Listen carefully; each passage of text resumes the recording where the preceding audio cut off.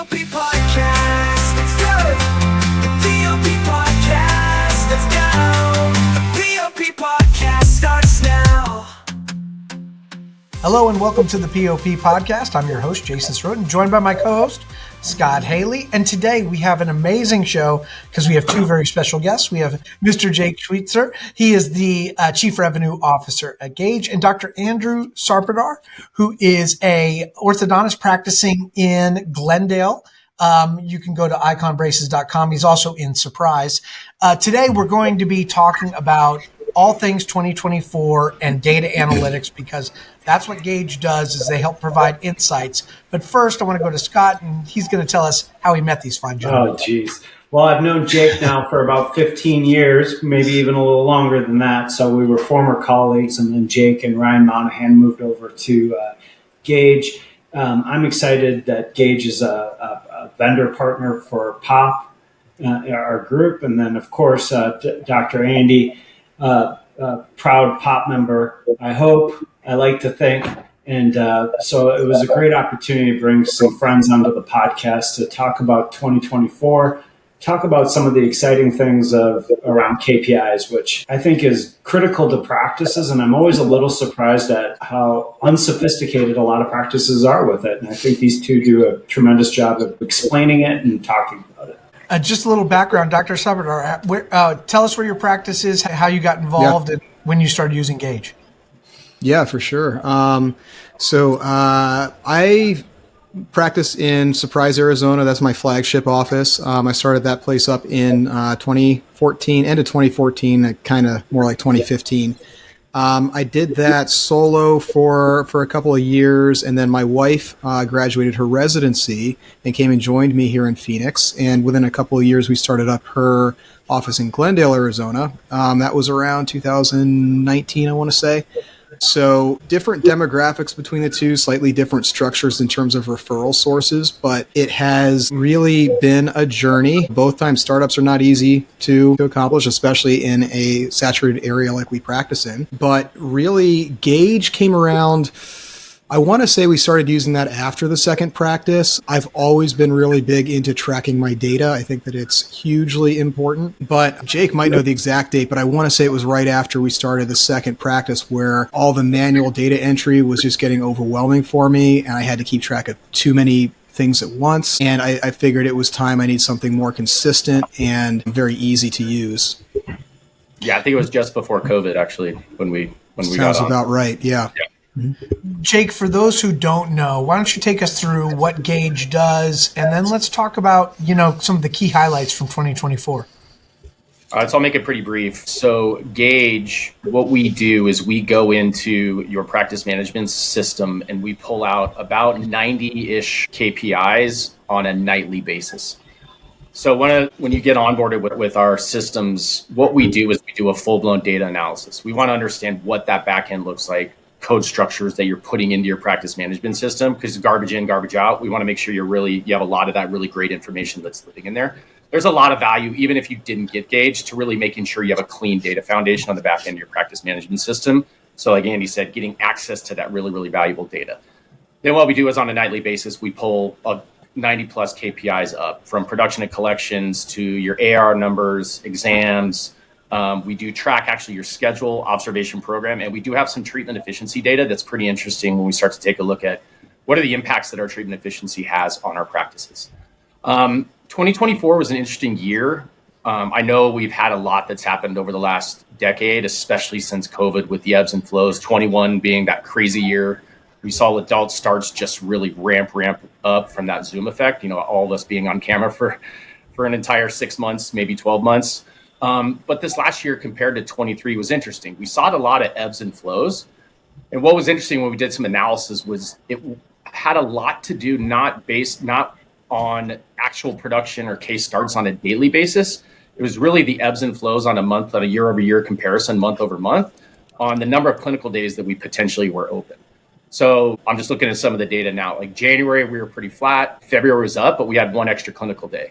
March, we were actually down almost double digits, but that had 2 fewer clinical days from the previous March. April popped up 2 more days. we saw where the AAO happened at the beginning of May. So then what the year before the AAO was in April. And so you start thinking and looking at all these clinical days and how it shifts around.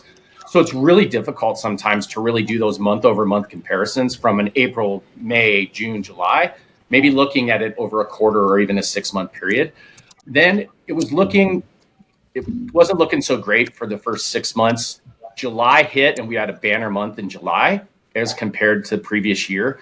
And then we've had a nice little increase over the last 6 months where the 2024 year ended up just over 1% up from what it did to previous year. And I think, and these are all Gaidge practices. We have about 900 practices that are on Gaidge across about 2,000 locations. So if you think about our standard practices, and we get a lot of feedback like this, Andy and I were actually talking about this before, where our average single doctor owner practice is $2.9 million. Average practice is $3.5 million. So we have some larger practices that are going into this number. So that cohort, right? If we think about that cohort on the overall orthodontic space within the United States, it's a smaller portion, right? And that's something that we really focus on at Gaidge is how do we get those practices that are at $1 million, $1.5 million? How do we support them in getting to the $2.5 million practices? Just based on having access to that information. What has been? Sorry, go ahead, Scott. Hey, so Jake, just a clarifying question. So some of the information I've heard is the 1% growth. When you guys look at that, are you looking at it in terms of revenue, or are you looking at it in terms? Yeah, great question. Yeah, actually, our case starts were down, tiny, down to flat. That was overall production. So I apologize for that. Okay. So overall production was up about 1%. And then is the trend kind of continued with aligner starts being a big chunk of those starts? If we were going to look at the industry, would we say fixed starts are pretty flat or even growing? No, actually, aligner starts have gone down by double digits on a year-over-year basis. We've seen a consistent number. So for a decade, we saw aligners as far as a percentage of overall starts. So if we had 100 starts, it went from 15 of those 100 were aligner starts to 20 to 25. We saw it got at its peak was somewhere around 28 to 30% of all of our starts. And actually that number's actually gotten back down to about 25%. And I think it has really to do with, and something that we talk about all the time, is how are we as orthodontists and practitioners and practices, how are we getting those adult starts? Child starts have stayed pretty consistent. The practices that see the growth with those adult starts are the ones that we've seen that success start to really rise. And aligners have actually creeped back a little bit, but still, they're a quarter of all the starts that are coming through. Yeah, that's interesting. Andy, out of curiosity, not to go down a weird road here, but I've always wondered, being in the industry, people talk a lot about, there was everyone talked about, Align was talking, everyone was talking about 50% share of chair aligners. Mm-hmm. And I've always kind of found that it seems like there's a lot of successful practices in that 25 to 35, 40% range. Yeah. What's your take on that? Yeah. It's kind of an interesting conversation. Well, I'll say right off the bat that I've always been sort of a skeptic of those sorts of figures. I think you do have to consider the source. And when I heard that, I was like, I can see how Align benefits either way. Increasing the share of chair, they're going to get their revenue's going to increase either way. Now, for me, I'm taking a little bit more of a risk there, especially if I'm having to push aligners on my patients, which just ethically I don't love doing. But, let's put all that aside and just look at the logistics. And I think that from respected colleagues that I've spoken to, there are some who get into not necessarily just Invisalign, but digital processes. And once that takes over a certain threshold, you do start to see greater efficiencies from it. Now, I'll be the first one to admit I'm not quite there yet myself, but I understand the math and I can see how that would work. When you combine these digital efficiencies with things like remote monitoring, you can reduce your total chair time. We're always trying to get the number of visits per treatment down. And these are ways that I could see you getting there. The problem is when you get to just the wrong kind of point, the wrong kind of balance, you're hitting the worst of both worlds. So you've got the higher lab fees, you've got a more complicated workflow because you're mixing digital and analog, and you're sort of less efficient and paying more for that. So I don't know exactly where that number is. I know that when it comes to aligners, we're far lower than that. We are mostly a braces practice. We live in a pretty traditional area where braces is still a status symbol. So most people come in there looking for braces.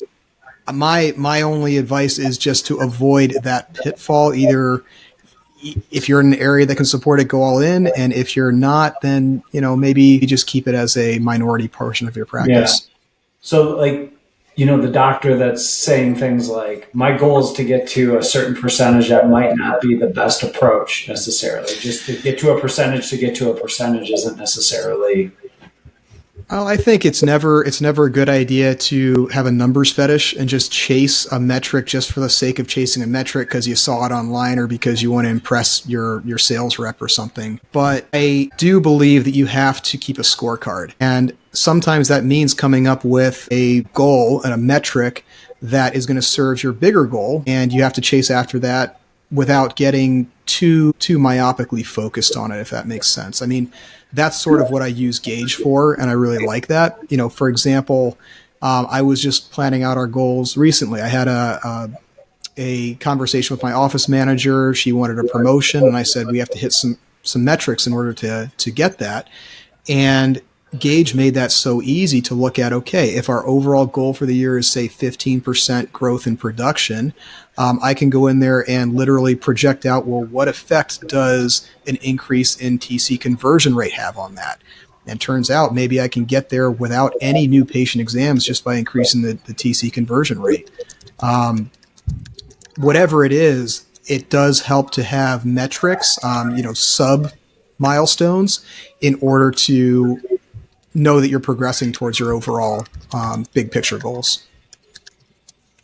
Yeah, I'm going to be talking about at the P.O.P meeting next weekend. I'll be doing a little bit of going over what treatment efficiency means to the practice. And one of the things through conversations I've had on this topic is it's got to tie back to how am I marketing my practice? How does it fit within the culture that I've created within my practice, right? Is there a full buy-in that it's going to happen from the practice, right? It's not just, hey, I got my treatment efficiency down to 12 visits or down to 10 visits. It's what's the net effect of my practice? And if I do open up capacity, do I want to fill it up? Am I willing to spend the marketing dollars to fill that up? I mean, there's a lot more that goes into it. And that's one of the things that we try to teach within the Gaidge platform is don't just look at all of the metrics in silos, right? If you click on this, don't look at it as silo. How does that directly affect my production? How does that directly affect, what is that my schedule going to do? Or how do I go now, you know what, I've just opened up potentially, but how am I going to go work my observation program where I have 250 kids that are 11 to 15 or 14 years old? Can I do a little full court press because I've just, based on the data that I have, I can go tell that story through my observation program. It's not just, hey, it's time for you to come in, but these are the things, this is how we've improved over the last 6 to 12 months. So I think there's a lot that goes into just not looking at the data based on some trends and then just doing and learning. One of the things I don't think a lot of our Gaidge users take advantage of is we have our business reviews. You can call, set up time with our team, and we'll walk you through some key metrics and some areas where we think that you can improve upon, but also how do we take advantage of the strengths that we have within our practice? I think that's a big focus on business in general is if you're really good at something, take advantage of that, right? And if you aren't, how do we minimize our weaknesses, but really take advantage of the strengths that we have? And you have to have data to do that. Absolutely. Dr. Sarpotdar, how are you using the data on a regular basis? How often are you looking at it? Did you use it at any time this year and say, man, I'm glad I had this data. It made a big difference. Well, I'll say this is what I love about the app is that it's right on my phone and it's just so easy to access. So I'm a typical millennial. Everything's got to be efficient and accessible, convenient, and I'm just not going to sit down and log into a computer all that often. But literally several times a day, I'm a little embarrassed to say I'm on my phone, just kind of scrolling through and looking at different metrics there. Now, I don't think that that's necessary. I definitely wouldn't even advise that. I don't think it's healthy to have an obsession at that level. But it is nice for me to have a snapshot every morning of where we are at, and I can share that with our morning huddle. I can use that to tell my my office manager or TCs, where do we want to focus for the day? If I'm noticing that one TC, her conversion rate's ticking down a little bit, that tells me where I want to focus a little bit more. Maybe we need some training there. Or, if I can see that production's going down, maybe I dive more into that, and it turns out exams are going down, which means I need to focus a little more on my referral sources. And I'll say, like, almost not a day goes by that I'm not really thankful that I have this. I was explaining to Jake a little bit earlier that I've always been very into the data, because I don't want my own emotions to get ahead of me, especially in a startup.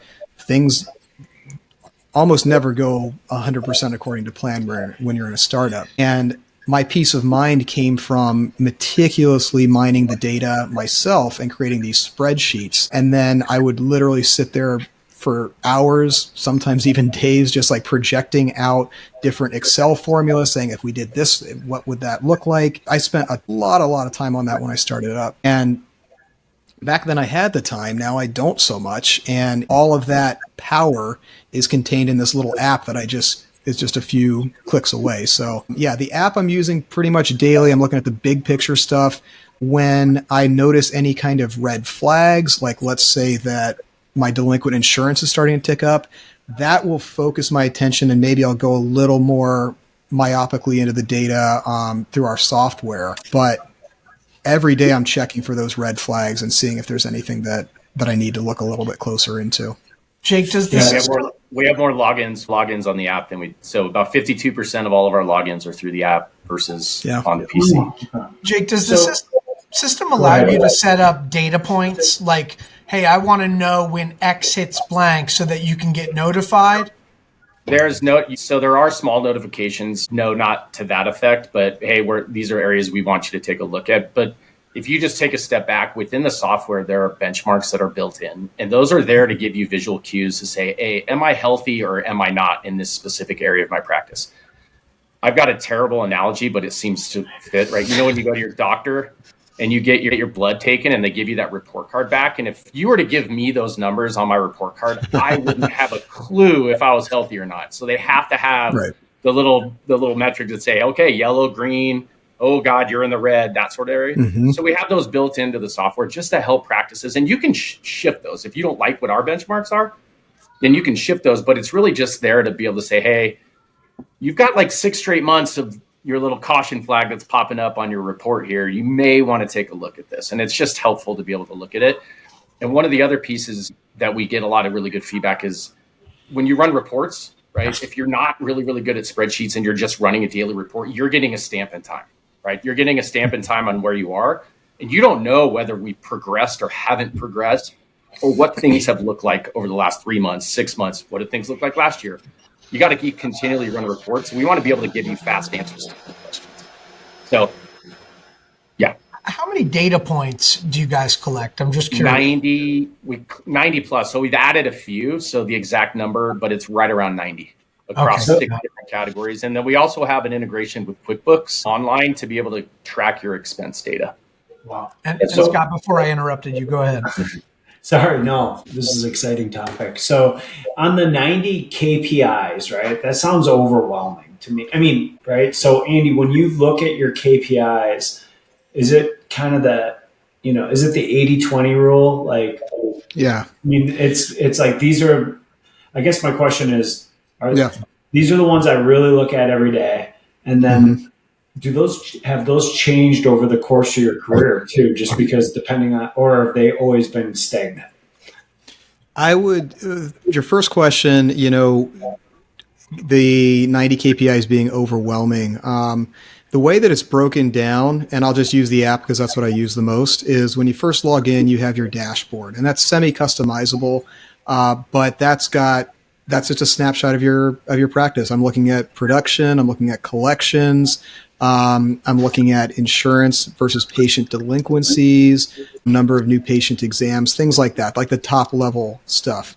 And like I said earlier, I spend most of my time just on the dashboard. Certainly the daily stuff, I'm just on the dashboard. And if I notice something that is trending down, like those visual cues Jake was mentioning, that might cause me to go into some more detailed reports and start looking at some of those other 90 KPIs. But that's definitely not a daily thing. It's more when I really want to sit down and evaluate the health of my practice. I think that it's really a lot like diagnosing an oral condition. We take an overall glance at things first. And then if something catches our eye, we notice a lesion in the mouth, well, then we're going to do a biopsy and send that in and get some more detailed information on that. But we're not taking biopsies at every single new patient exam. That's just unnecessary. So yeah, I think that the way it's organized is very conducive to not getting overwhelmed. But if you're a data nerd like me, you can go in as far as you want. The other piece that you can do is you can set up different views. So there's no additional fees for different logins. So if I want my TC to only see specific metrics or my financial coordinator, you can turn metrics on and off, and you can kind of create a hierarchy within your practice of who gets to see what. And it's super easy to do through the administrative portal. Yeah. So to be able to do that, it's really valuable because then you kind of give your team members, right? You empower them to manage the metrics that they're responsible for.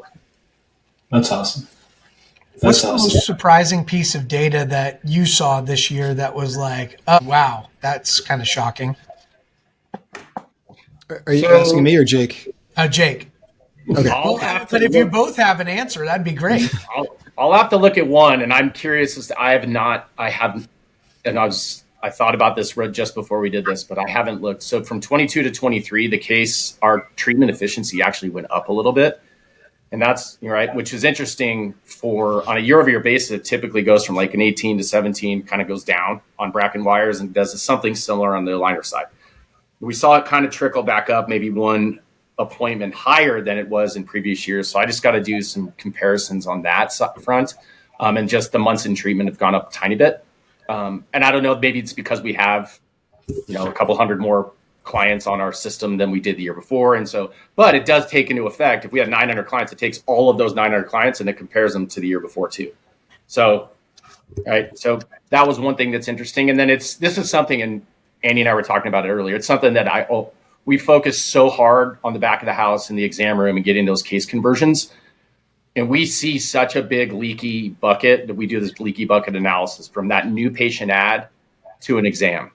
So on average, and this has been the case since I've been at Gaidge for 7 years, for every 100 patients that we get their demographic information, we put them into our software system as a new patient ad, 20 of those 100 never show up for an exam across Gaidge, right? So think about if we were able to get it, we were talking about the dollars by 1% and going from up 1%, 2%, but you just go up 3 or 4% on that number alone. If that's the only thing you focused on in 2025, you're going to see some organic growth within your practice because you do all the marketing dollars. You spend all those marketing dollars. You do all these processes on the back end, but you don't take advantage of that initial conversation you have with the patients and make sure that they come in for that exam. And that's just something that hasn't really improved in the last 5 or 6 years within the orthodontic space. And I think it's just that low hanging fruit. If we figured that part out, we'd start to see that organic growth. So can you clarify? It's funny. I think you're stealing some of my thunder because I was going to ask you, I've heard you and Ryan talk about the leaky bucket for like years now. And it seems like you guys keep talking about the same leaky buckets, right? Yep. And that's one of them. So that's the patient, just to clarify, that's the patient calling the office saying they want to come in for an exam, but they've never come in for an actual exam, right? Yep. And then the second leaky bucket that you guys always talk about is if we just converted our observations into more starts, right?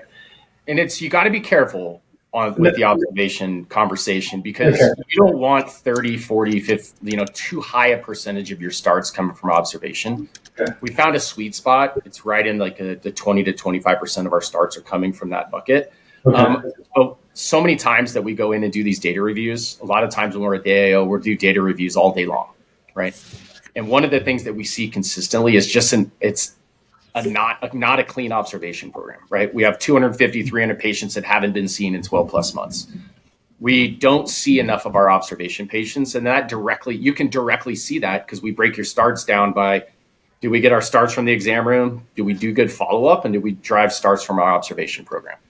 And so if we're able to get that 20 to 25%, and it's a little bit lower. I think it's gone up though. It has gotten a little bit better. It was at 10%. I think it's gotten up to 12 to 13% of our total starts coming from OBS. But those practices that are really, if I look at it like they're different divisions of our practice, right? Our growth and development department, how do we do follow-ups? Those are all divisions of our practice. We need to see success from each one of our divisions of our practice. And then really, how well do we do about getting those patients to sign up while we have them in the exam room? I mean, obviously that's number one, because we know that your case conversion drops dramatically once they leave your practice. So really focusing on that, but having a strategic plan for each one of those, along with driving those patients into the exam room, is really, really important. And the ones that are doing all those, right? If maybe you're not having a great conversion month, like Andy was talking about, if we're really working our ops program, we can kind of help out a little bit with our revenue by just having a few more starts over here, as long as we're working each one of our buckets. Right. That's really interesting. So with it being data driven, so I'll ask you a data driven question, because I got to believe I think I know the answer, but not sure. When you onboard a practice, I'm sitting here, and this might sound like a shameless plug for Gaidge, so I'm trying not to have it be, but I'm sitting here mentally going like, why wouldn't a doctor do this? Like, because I came from the corporate world where we did bowlers and we did KPIs and we did report outs, and we were sweating it out every month, right? And we were trying to get to green. So just like what you just said, benchmarks and getting you to green. So I'm trying to mentally try to figure out why a doctor wouldn't do this, for one. But then my guess is if a doctor's engaged on this, because there's probably a couple doctors that jump into Gaidge, and then some of them kind of go through the motions, but there's ones that are really into it, Jake, right? Like they jump off just like Andy. Do you have some data that shares what the impact is on their practice by just measuring this stuff? I mean, is there something measurable that you can say with some confidence? I know you can't say like if you join Gaidge. We see growth number-wise, depending on the size of the practices. We see growth. I mean, we did an analysis. I'm a little even skittish on like rolling the number out because it was too good, and I want to go do some I want to actually validate the numbers, right? Because I'm like, okay, because we would put it out there, right? If we went in and validate. So seeing that kind of growth, and I won't even say the number because I want to make sure that we have some validation on that, because I think that's only to be respectful of everybody. That's just not something we want to do, is roll numbers out and then you feel like, oh, well, I didn't get that same number.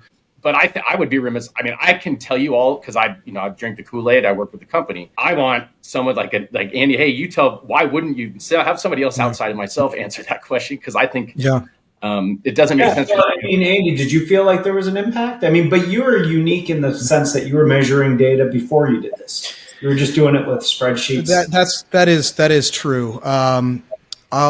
So your first question was, why wouldn't a doctor get on board with Gaidge? And, as someone who has gone through those initial reservations myself, I think that when you're starting up especially, but even if you're just a certain size, Jake was mentioning, tapping into like the $1 million practices, around that size, you're doing well, but you still have a very keen eye for overhead control. And I'll say from my own personal experience, I started off with Ortho 2 Edge, which it was sold to me as a very robust, all-inclusive system. And it has most of the functionality of many things and many third-party apps that people are using embedded in the system. Now, and because of that, I was willing to pay a little bit more for that, but I had sort of a mental budget in mind for how much I want to spend on software. And that was kind of taking up all the budget. So yes, it's an arbitrary number, but that is part of the reservation that someone might have. Now, once I get into it, what I recognize is that a lot of times a software like that is all inclusive, but it doesn't really specialize in anything that well. So there's a lot of third-party apps out there, and we've started using more and more of those to supplement some of the weaker parts in Edge. And I think that nowhere is that more evident than tracking than running these reports. So I was mentioning to you guys, I did this all by hand, so to speak, on an Excel spreadsheet. And, I was pretty well versed in Excel. I don't think that everyone has the level of training that I did to make something that robust, but it took me days to make those spreadsheets. Initially, it took me days, and then to update them in real time, I would sit down for an entire admin day a month and just pour through the data and update my spreadsheet. So yes, for the impact for me, we have definitely grown since using Gaidge. Now we've grown every year, so with the exception of 2023, that was our only down year. But so it's hard to say an impact specifically on production, but certainly it has allowed me to take my focus and put it on other things, even if that's just, taking the day off and playing golf or something. What I think that the impact for my team is also something that shouldn't be overlooked, because while I have the patience to sit down there and mine for this data, my team often does not. And I think that that's something very common to a lot of offices out there. Speaking with people, seeing people come in and interview with me, it's shocking to me how many treatment coordinators don't even know their own conversion rate, which is just the most fundamental metric out there. But I'll tell you, I went through a string of interviews where I was asking someone to calculate a fake conversion rate. I said, you have 10 patients today and you started 7 of them. What's your conversion rate? And they looked at me like, these are like people who've been doing this for a while. They looked at me as if I had bugs crawling out of my ears. They didn't know how to do that simple kind of math. So what I recognize is that if we want our teams to actually use this, it has to be very simple, has to be as spoon-fed as possible. And most of our softwares, the native capacity for running these reports is just not there. And Gaidge, it does all the work for you. So I think that it has, again, impact for me has freed up my time. It's allowed me to scale this so that other people are fully capable of looking at their own metrics without my involvement. And I'd say the third impact, which I would have to believe has an impact on our production, is that I can diagnose accurately the lowest hanging fruit in my practice. Jake was talking about that a little bit. When I'm going through these top level metrics, if I notice that, say, conversion rate's down, everything else is healthy, I need to coach that TC in order to catch that lowest hanging fruit. I want to thank you, gentlemen, for being on the show today. And I want to remind people, if they want to learn more about Gaidge, go to Gaidge.com, go to the website, click Get a Demo. From there, you can get a scheduled appointment with someone, and Jake and his team will take good care of you. Jake, if somebody wants to reach out to you directly to get some information, how can they do that? You can email me at jake.schweizer@gaidge.com. And then if they have a question, I will give my cell phone out. It's 505-331-5477. Unless you live in New Mexico, it's probably going to be your only New Mexico number. If I call you back, make sure you answer. It's not some sort of scam. And if you're in the Phoenix area and you are looking for orthodontic work help, go to see Dr. Sarpotdar at Icon Braces. Go to iconbraces.com. You can call him and see him at his Surprise office and Glendale office. And if you want to get a free consult, just click the button right here. How does the free consult work, Dr. Sarpotdar? So you can click there. You can call us. We'll schedule you about an hour long. We'll come in, take some new records for you that'll include x-rays and photographs, and we'll provide you with a diagnosis and treatment plan, offer you some financing options, and then whenever you're ready to go, we get you started. That sounds easy. Well, thank you very much for being on the show today.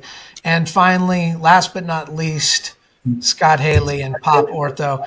How can people join the P.O.P team or get information about it? Just really simple. I mean, we have a great group of doctors. We're looking for any doctor that's a private practice orthodontist that wants to network with some great doctors, hopefully save some money on their clinical supplies, and do some pretty cool things in our industry. Best way to reach me is go to our website, www.pop-ortho, or like Jake, you're more than free to call my cell phone, 651-301-9043.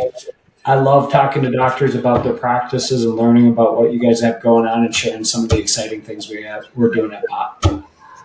Scott, thank you so much. And if you need marketing help in the orthodontic or dentistry space, go visit Brain Bites Creative at brainbitescreative.com to get on the right path. Schedule a meeting with Caroline to make sure that your marketing is stacking up with a free marketing evaluation worth $5,000. Gentlemen, thank you guys so much for being on the show today. On behalf of everybody from the P.O.P podcast, I'm Jason Sirotin. We'll see you next time.